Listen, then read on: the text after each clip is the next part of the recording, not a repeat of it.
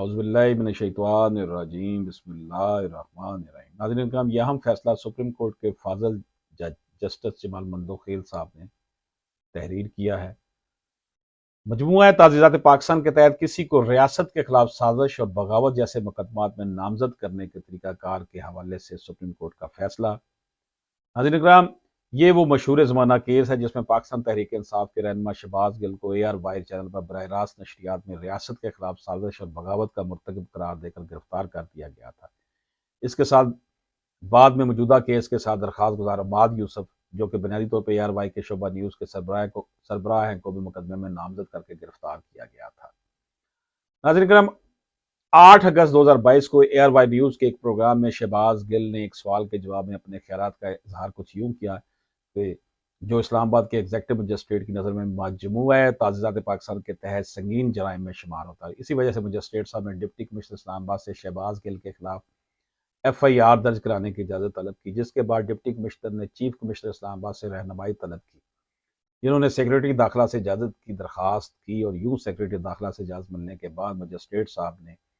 شہباز گل وغیرہ کے خلاف اسلام آباد کے تھانہ کوہسار میں مجموعہ تعزیرات پاکستان کے سیکشن 120B 121A 124 اور 131 وغیرہ کے تحت FIR درج کرا دی۔ اسی FIR کے تحت موجودہ درخواست گزار عماد یوسف کو بھی نامزد کیا گیا تھا۔ انہوں نے بحیثیت ڈائریکٹر نیوز مرکزی ملزم یعنی شہباز گل کے ساتھ مل کر سازش کی ہے۔ ناظرین کرام، استغاثہ کی جانب سے ایڈیشنل سیشن جج اسلام آباد کے پاس اعلان جمع کرنے کے بعد اس سے پہلے کہ ٹرائل کا آغاز ہوتا کہ موجودہ درخواست گزار نے درخواست بریت اس وجہ سے جمع کروائی کہ ٹرائل کورٹ کے پاس اختیار سماعت نہیں ہے، اور اسی لیے یہ بھی درخواست کی کہ ان پر فرد جرم عائد نہ کی جائے، لیکن ایڈیشنل سیشن جج نے درخواست گزار کی بریت کی درخواست خارج کر دی، اور اس کے ساتھ اسلام آباد ہائی کورٹ نے بھی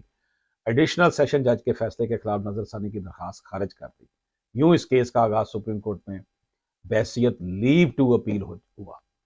ناظرین کرام، سپریم کورٹ نے فری کین کے دلائل سننے کے بعد اپنی بحث کی ابتدا ضابطہ فوجداری کے سیکشن 22A سے کیا،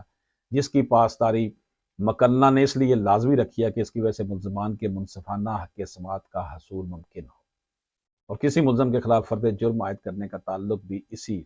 باب سے ہے۔ عدالت نے یہاں پر فوجداری مقدمات کا ایک اہم اصول ذکر کیا کہ ضابطہ فوجداری کے سیکشن 265D کے تحت عدالت فرد جرم صرف اس صورت میں دائر کرے گی جب عدالت FIR، پولیس رپورٹ، گواہوں کے بیانات کا جائزہ لینے کے بعد اس نتیجے پر پہنچے کہ اس عدالت کو اختیار سماعت حاصل ہے اور بظاہر ملزم کے خلاف ٹرائل چلایا جا سکتا ہے، تو صرف اس صورت میں ملزمان کے خلاف فرد جرم عائد ہوگی، وگرنہ بصورت دیگر نہیں۔ اس انتہائی اہم اصول کی صراحت کے ساتھ وضاحت کی بعد عدالت نے ضابطہ فوجداری کے ایک اور اہم اصول یعنی ضابطہ فوجداری کے تحت بریت کی تشریح کچھ یوں کی کہ کسی بھی درخواست کسی بھی سٹیج پر درخواست دی جا سکتی ہے۔ اس حوالے سے عدالت نے کسی بھی سٹیج سے مراد یہ ہے کہ بریت کی درخواست نہ صرف فرد جرم عائد ہونے کے بعد دی جا سکتی ہے بلکہ فرد جرم عائد ہونے سے پہلے بھی دی جا سکتی ہے، اور ساتھ ہی ساتھ یہ اصول بھی ذکر کیا کہ عدالت اس اختیار کو استعمال خود بھی کر سکتی ہے، لیکن اس اختیار کو استعمال کرنے سے پہلے فری کین کو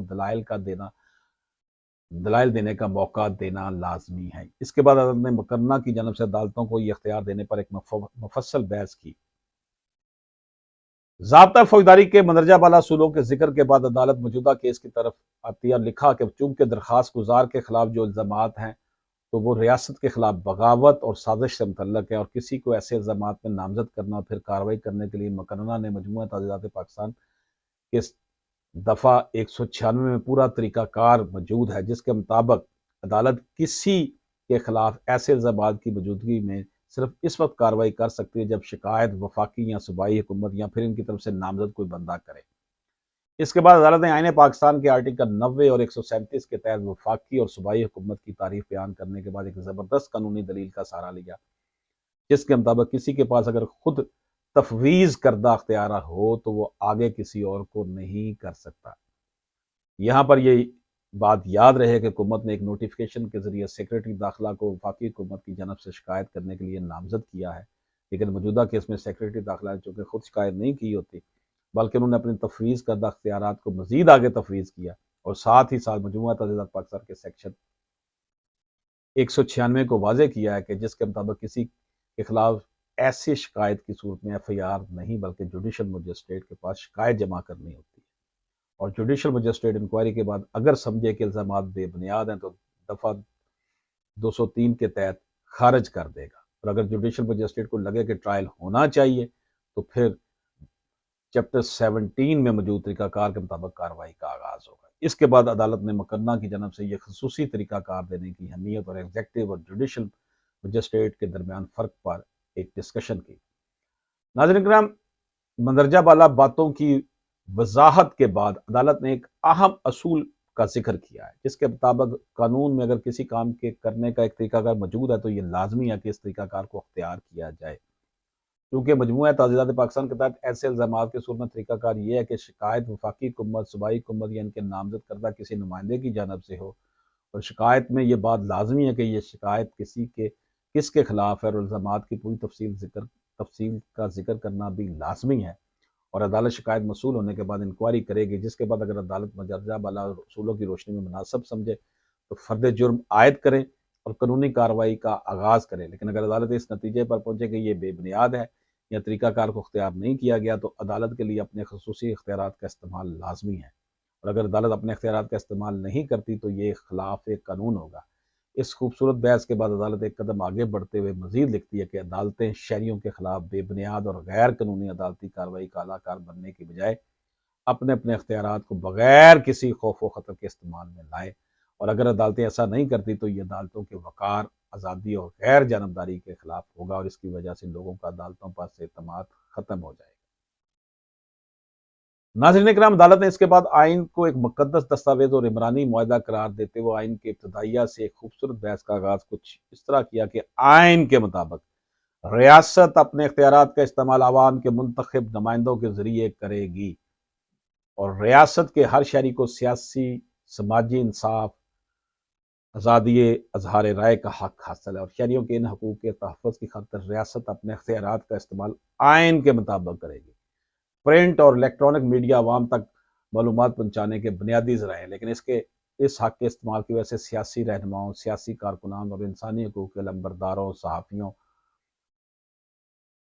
اور کئی کیسز میں تو ان افراد کے خاندان کے خلاف بھی سیاسی ایف آئی آر درج کی گئی، اور اس بات پر یقین کرنا نہایت ہی مشکل ہے کہ کیسے کوئی عوامی نمائندہ، سیاسی رہنما یا صحافی ریاست کے خلاف اقدامات میں ملوث ہو سکتے ہیں، اور ریاست کی جانب سے ایسے اقدامات شہریوں کو ان کے بنیادی حقوق سے محروم رکھنے کے مترادف ہے۔ ایسے اقدامات کی وجہ سے شہریوں میں عدم تحفظ پھیل جاتا ہے، جس کا نتیجہ ریاستی اداروں کے خلاف نفرت کی شکل میں نکلتا ہے۔ جمہوری حکومت تو بنیادی طور پر وہ ہوتی ہے جس میں عوام کی حکمرانی عوام کے لیے، اور اس لیے حکومت کو بجائے اپنے اختیارات کے غلط استعمال کے عوام کی مرضی و منشا کو قبول کرنا چاہیے، تاکہ عوام کا اداروں پر بڑھتے ہوئے نفرت اور عدم اعتماد کو کم کیا جا سکے۔ ناظرین اکرام، ان امور کی صراحت کے ساتھ، تفصیل کے ساتھ وضاحت کے بعد عدالت ایک مرتبہ پھر کیس کی طرف واپس آئی اور لکھا کہ چونکہ موجودہ درخواست گزار ایک تو ایف آئی آر میں نامزد نہیں ہوتا، بلکہ تفتیش کے دوران تفتیشی افسر اس نتیجے پر پہنچا کہ درخواست گزار بھی مرکزی ملزم کے ساتھ سازش میں شریک ہے، اور درخواست گزار کے خلاف ثبوت صرف ایک ٹرانسکرپٹ ہے جو مبینہ طور پر مرکزی ملزم کی نشاندہی پر اس کے گھر سے برآمد ہوا، جس کی اصلیت کے حوالے سے درخواست گزار صراحت کے ساتھ انکار کر چکے ہیں۔